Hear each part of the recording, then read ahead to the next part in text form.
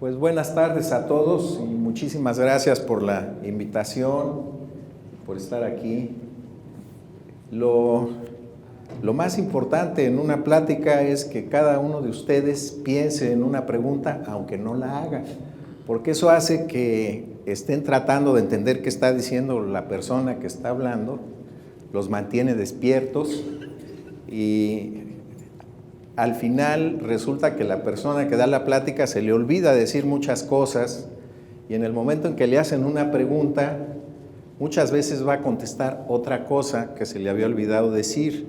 Entonces ustedes ayudan mucho a la persona que está hablando si le hacen preguntas, la que sea, ¿no? Hacen la pregunta X y contesta uno Y o Z o baila uno tap o le busca uno cómo salir de ahí. Entonces voy a tratar de hablar de 60 o 70 años sobre la astronomía mexicana y las nebulosas planetarias. Ahora, ¿por qué escogí las nebulosas planetarias? Fue la manera como yo entré a la astronomía. A la edad de 16 años, yo no me interesaba ni la física, ni la astronomía, ni nada. Fui a dar al observatorio de Tonantzintla, nos fuimos de aventón, mi amigo Gerardo Eduardes y yo, y llegamos un sábado a las 12 del día, dijimos queremos ver a los astrónomos, salió un jardinero, estuvieron trabajando toda la noche, están dormidos, quédense ahí, espérense. Nos quedamos 3 horas, a las 3 horas aparece el doctor Aro, que se acaba de despertar con una cara de estos desgraciados, me despertaron. ¿Qué vinieron a hacer aquí? No, pues venimos a ayudar, y entonces ya se rió, dijo, ¿sí quieren ayudar? Pásenle. Nos llevó a un cuarto donde había una gran cantidad de fotografías del cielo.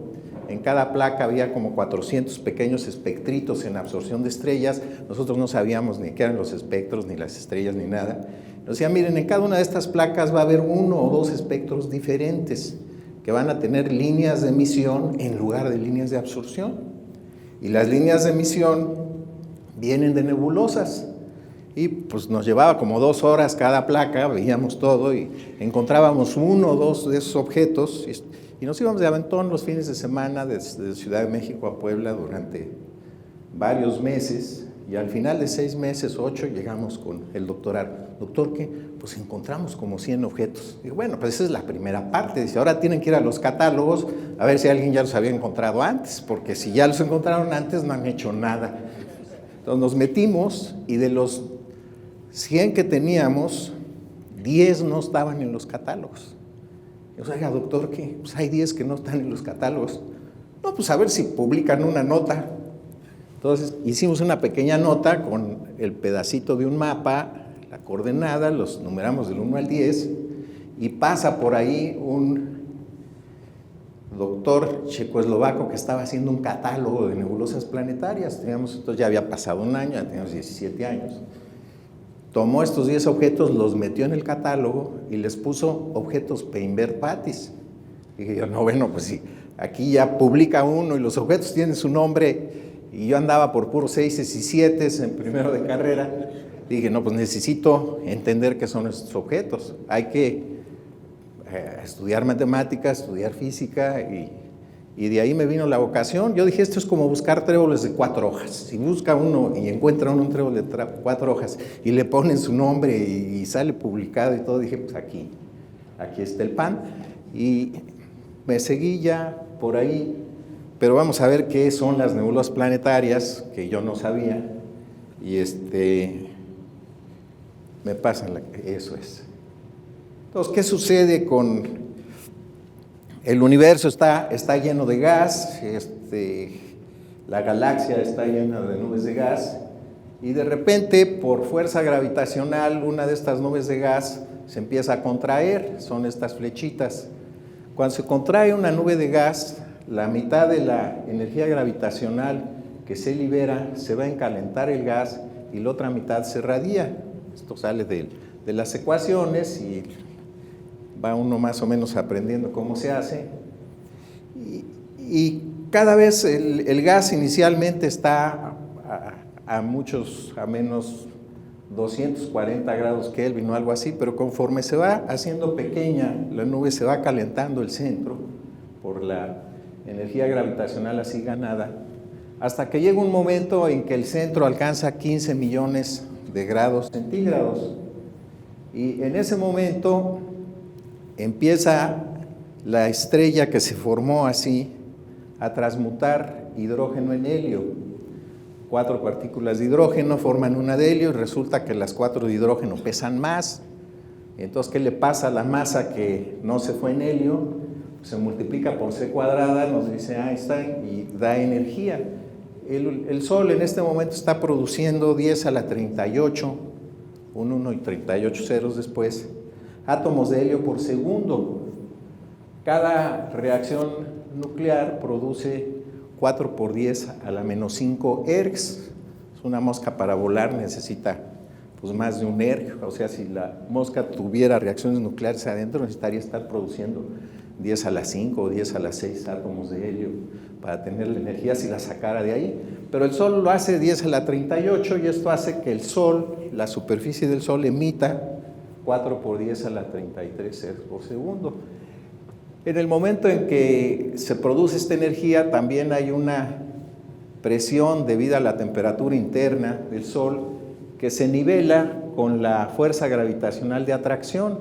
El Sol ha estado haciendo esto desde hace 4.500 millones de años y lo va a seguir haciendo como por unos 5.000 millones de años más, que es cuando se le va a acabar el hidrógeno en el centro.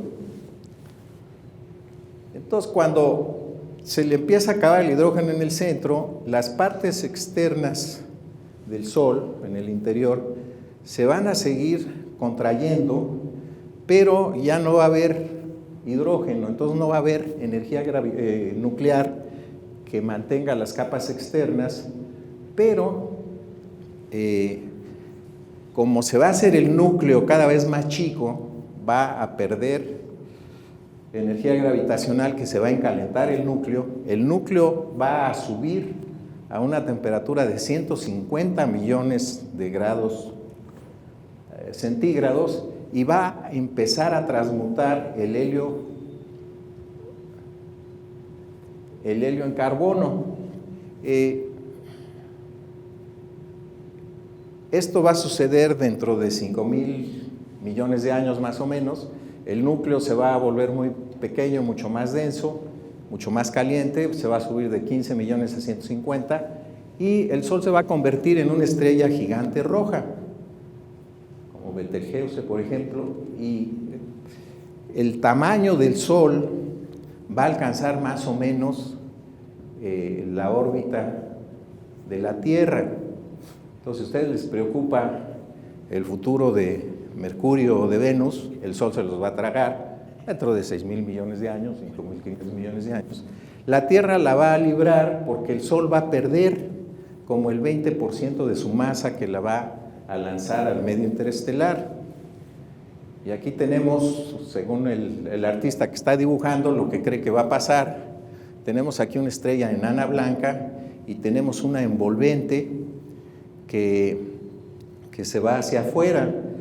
Esta envolvente es la nebulosa planetaria y resulta que todas las estrellas que nacen con menos de 8 masas solares van a formar una nebulosa planetaria. La edad del universo observable es 13.800 millones de años, la edad de nuestra galaxia ha de ser por ahí de 13.000 millones de años.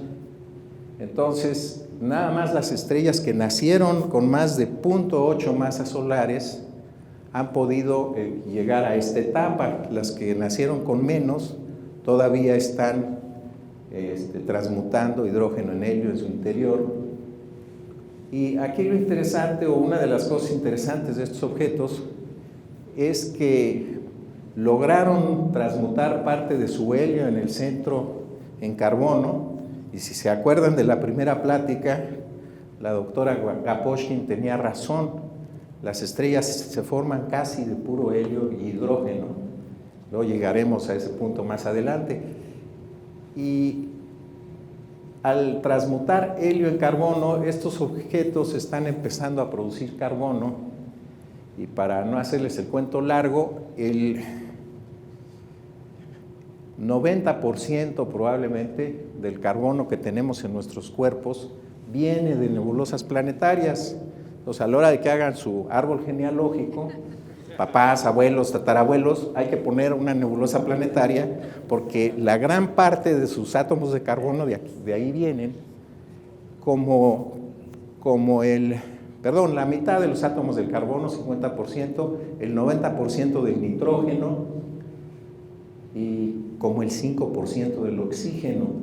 Todos los otros elementos pesados, y algunos elementos que se producen por captura de neutrones, elementos muy poco abundantes.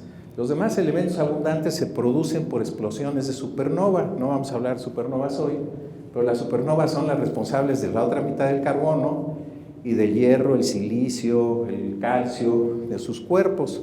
Entonces, del lado del padre o de la madre de su árbol genealógico, pongan una supernova, porque esos átomos que tienen de estos elementos de hierro y demás vienen de las supernovas. Entonces, son nuestros antepasados remotos, y sigamos con la que sigue. Esta es una fotografía de a de veras. Esta es la hélice, aquí está la enana blanca. Estas otras estrellas o están más cerca o están más lejos. Esta está en medio de la nube de gas que está saliendo.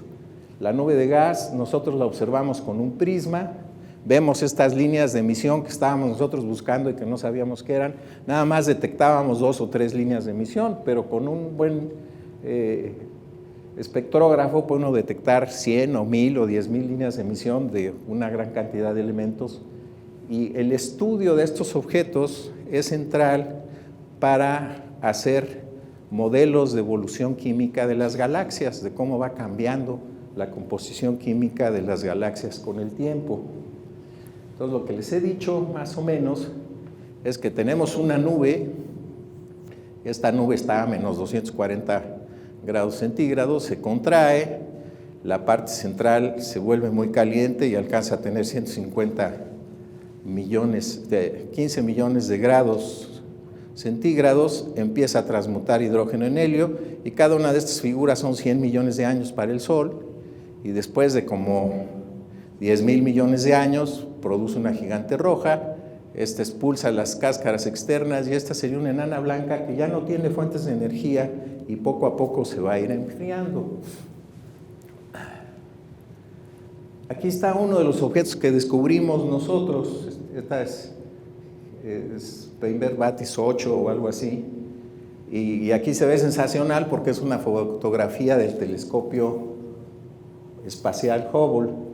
En las placas que nosotros estábamos viendo, pues veíamos nada más un puntito, veíamos una cosita como así, y la veíamos medio borrosa, mientras que las otras estrellas se veían muy nítidas. Sabíamos que era una nebulosa, y a la hora de que pasaba el prisma objetivo de la cámara Schmidt, veíamos unos pequeños brinquitos en emisión, mientras que las estrellas tenían los brinquitos en absorción. Entonces, ese objeto minúsculo pues resulta ser este objeto espectacular. Y luego, al año siguiente, con otro amigo que es astrónomo hasta la fecha, Gerardo Batis, se volvió computólogo y se metió a volverse rico usando computadoras. Y mi amigo Rafael Costero sigue siendo astrónomo, encontramos otras 14. Y aquí hay otra que ya se conocía desde mucho antes, se llama la ojo de gato o la NGC 6543.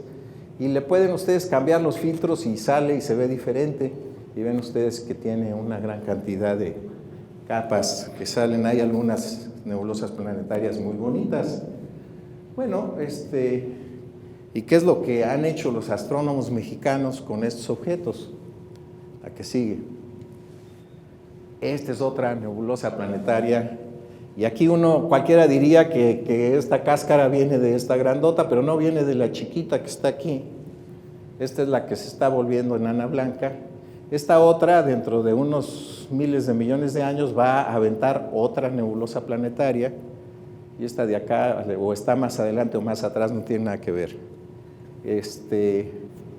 Insisto, se les determina la composición química, y entonces la composición química que encontramos de los elementos que no los producen estos objetos es la composición química que tenía el gas en el momento en que ellos se formaron.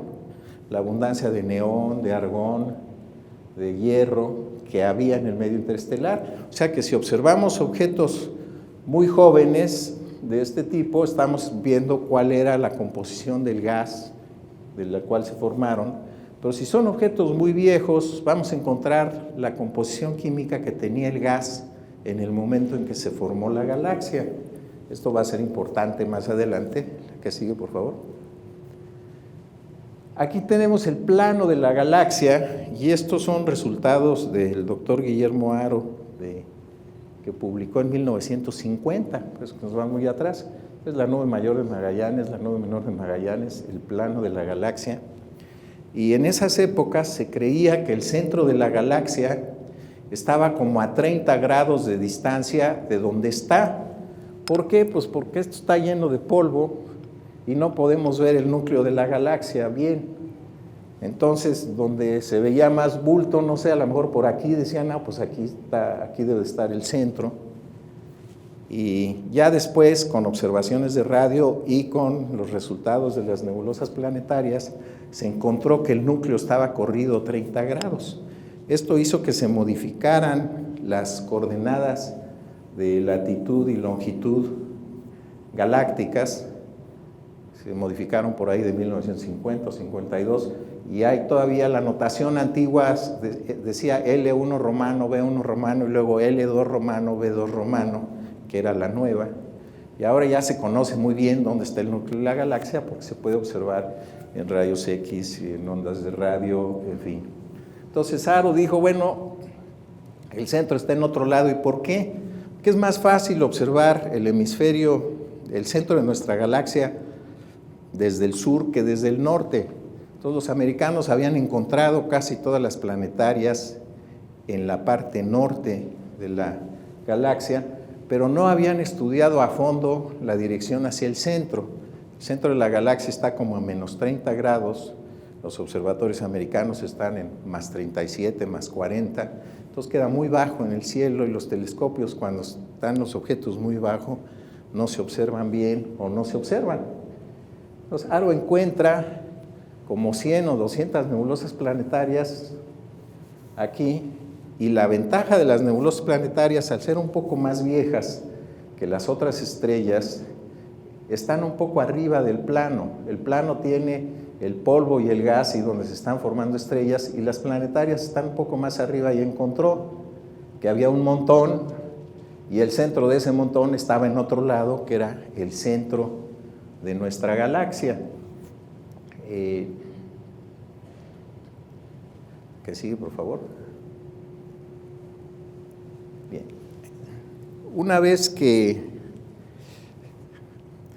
empezando, me voy a ir para atrás en el tiempo, nos vamos al tiempo en que Annie Cannon y estas mujeres de Harvard estaban clasificando todas las estrellas. A finales del siglo XIX se conocían 150 nebulosas planetarias en nuestra galaxia. Estas mujeres clasificaron 250,000 estrellas y nada más una resultó ser nebulosa planetaria. Aumentaron de 150 a 151. Entonces algunos astrónomos dijeron, ya conocemos todas las nebulosas planetarias que hay en nuestra galaxia.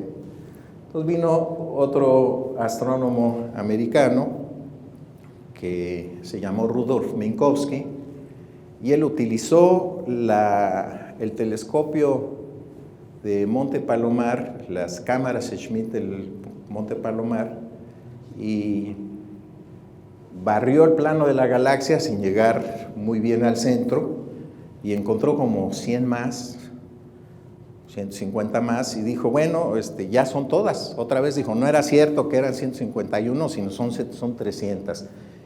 Haro encuentra como 150 más y dice, son cuando menos 500, pero yo creo que son miles, porque no se ha estudiado a fondo las regiones que tienen polvo, ni se ha ido a los objetos más pequeños.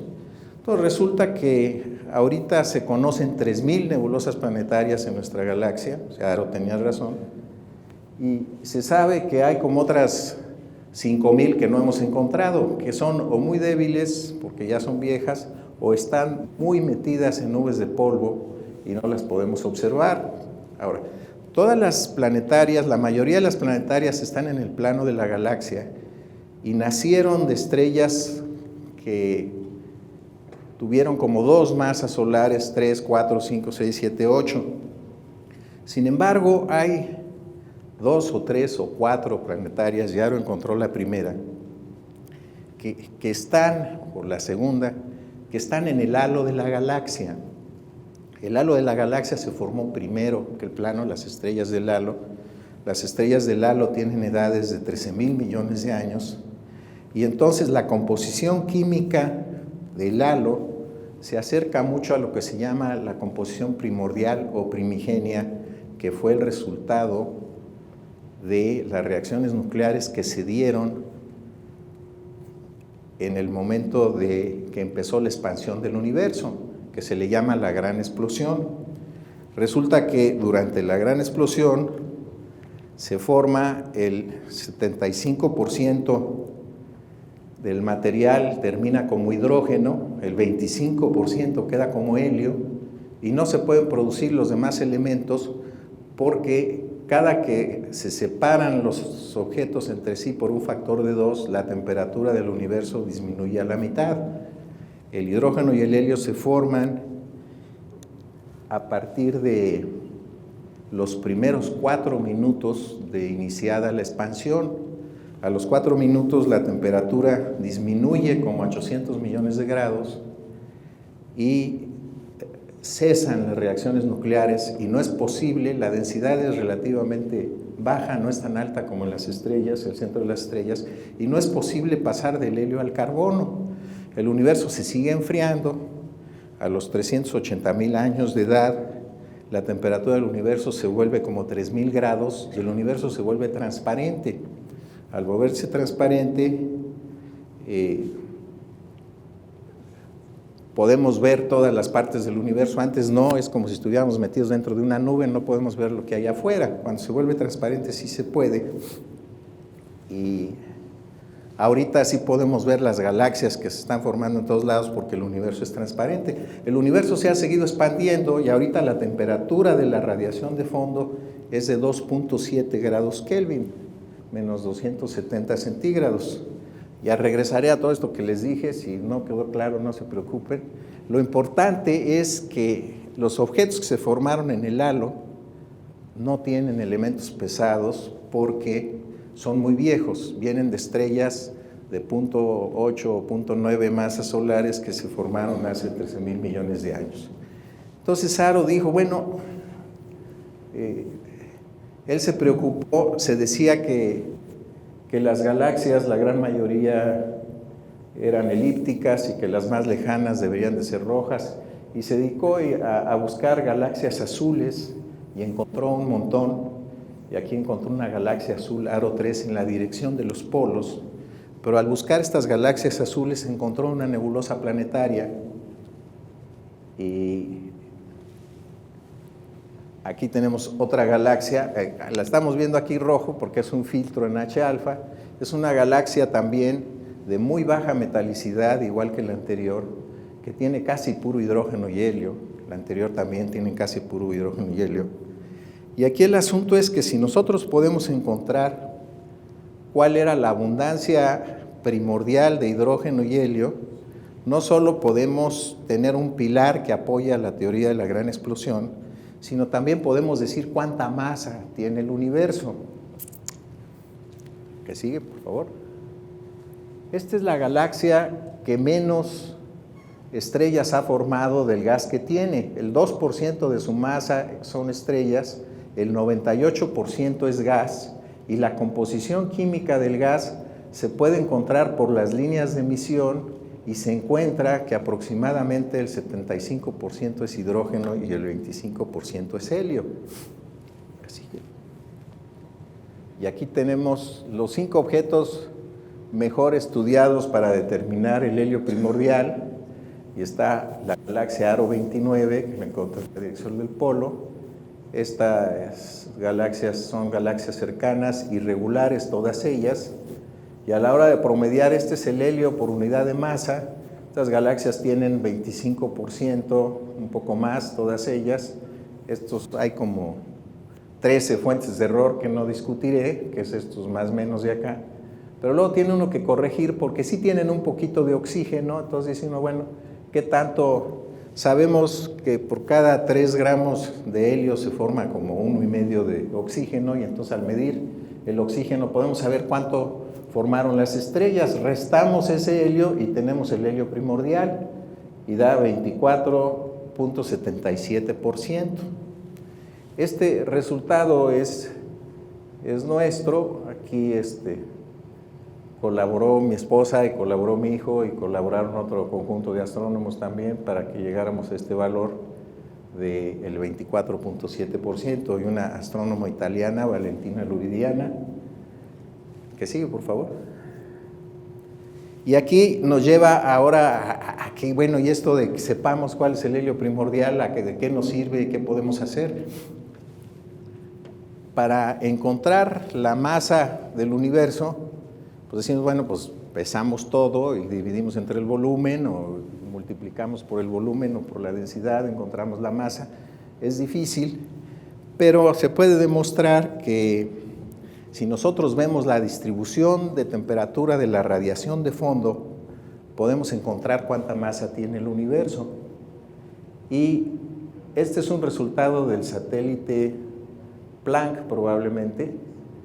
Y lo que se hace con los satélites es ver los cambios de temperatura con el tamaño angular. Y resulta que se va de un máximo a un mínimo, donde la diferencia son 10 milésimos de grado Kelvin, en alrededor de 1 grado. Cada vez que nos movemos en el cielo 1 grado, pasamos de un máximo de temperatura a un mínimo, 2.7 grados más épsilon, y luego 2.7 grados menos épsilon, donde épsilon es un 10 milésimo. Y si modelamos esas variaciones de temperatura, podemos encontrar la masa total del universo. Si la masa es exactamente la que se requiere para enfrenar la expansión, se dice que el universo es plano. Si la distancia en la que cambia la temperatura es mucho mayor, se dice que el universo tiene mucha masa y es un universo cerrado, y si la distancia es mucho menor, se dice que es un universo abierto. Pues para explicarles eso, la galaxia de Andrómeda tiene un diámetro como de 1,5 grados. La Luna tiene como medio grado, igual que el Sol, y por eso los eclipses son tan espectaculares, porque casi son del mismo tamaño. Pero si nosotros nos movemos, digamos, del centro de Andrómeda como para acá, pasamos de un máximo de temperatura en la radiación de fondo a un mínimo, y luego otra vez a un máximo y otra vez a un mínimo. ¿Y nos puede regresar una? Esto es. Este segundo mínimo nos dice cuánta masa hay en forma de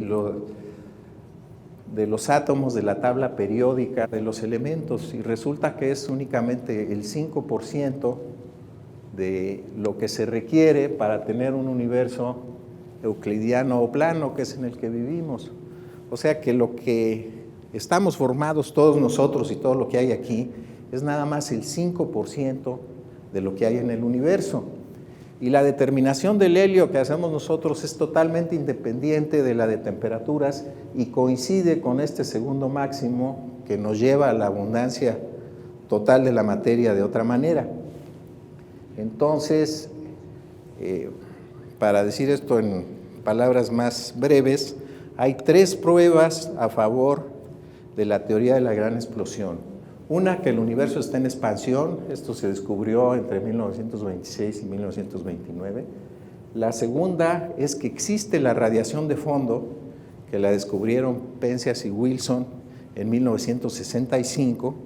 Y la tercera es que la abundancia del helio es el 25%, y que está de acuerdo combinada con las otras dos, nos dice que el 5% de la masa del universo es la masa de la materia de la que estamos hechos. Entonces nos falta encontrar qué es el otro 95%. La que sigue, por favor.